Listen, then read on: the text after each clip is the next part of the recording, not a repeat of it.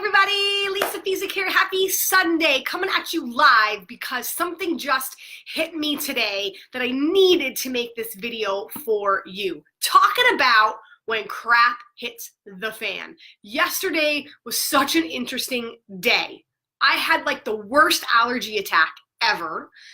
Eric got clunked in the head when he was trying to put together some Adirondack chairs and got a ginormous gash, and his eye was bleeding. Hey, Tim. My mother-in-law stepped on, or scraped her leg on this rusty nail in their house that they never even knew was there on the stairs. Like, so much crap hit the fan. Then the kids were out back playing, the neighborhood kids, didn't realize that hubby had the ant out spray down, and the kids thought it was water and started spraying each other with ant out spray. So yesterday was such a crap storm of a day for myself, for our family. It was like everybody was getting injured or something terrible was happening. And I know that I'm not overly woo-woo, earthy, looking at the blood moon, but I have a lot of friends that are. And what they've been telling me is that this time is like the lowest of the low, the worst of the worst. The best of the best is yet to come, but we have to get through the worst of the worst. So how do we prepare? How do we get through? How do we deal with when the crap storm is coming your way? Because you can never plan for a crap storm, even though we know that, you know, the universe is in misalignment and the moon and all that stuff is happening. You can never fully prepare for it. Most times when shit hits the fan and that just happens, right?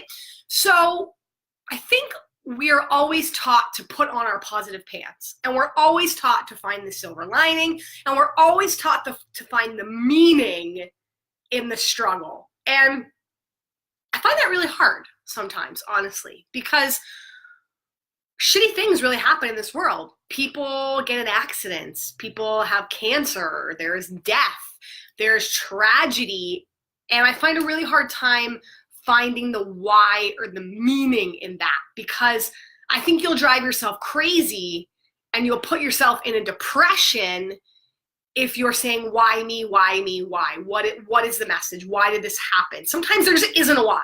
What is the meaning in somebody getting cancer? I don't know. What is the meaning in my hubby getting clunked in the head with a ginormous gash on his face putting together a chair?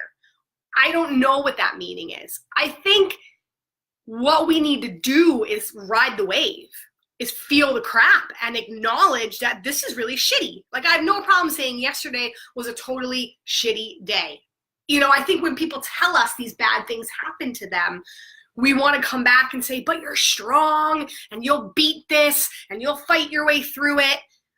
And I don't know if that's helpful because it's not real. Sometimes I think it's okay to just say, wow, I don't know what to say to that. That really freaking sucks. So first off, I don't think you always have to put your positivity pants on.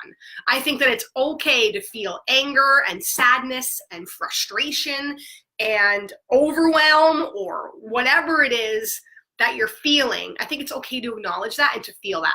Secondly, though, even though you can't find the meaning in it, while you're riding the wave through it, I want you to think about, what are you going to gain from this? So it's not meaning, it's not clarity, it's not the reason why, but coming out of it, what are you going to gain from it? We learned, don't put the ant out down where the kids can grab it. And it was so ironic because I almost pride myself on the fact that I'm a helicopter mom. I always watch my child, but it was like the one time that I was having a conversation with somebody that I chose not to keep my eyeballs on him. So showed me that, gotta keep the eyeballs on the kiddo.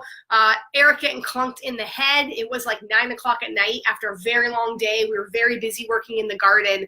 Don't do things when you're tired, right? So I know those are very minimal, small scale first world problems that happen, but what does it teach you? What are you going to gain? What insight are you going to gain from riding the wave through these shitty times? Because everybody has shitty times. Nobody makes it out of this world unscathed. And if you're always putting your positive pants on, perhaps maybe you're never learning. So that's the message that I wanted to share with you, is what are you riding the wave, or what have you been riding the wave through? Are there tough times going on in your life right now?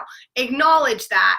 Don't try to shove those feelings down. Realize that sometimes shit just stinks, and that's just the way it is, for lack of better words.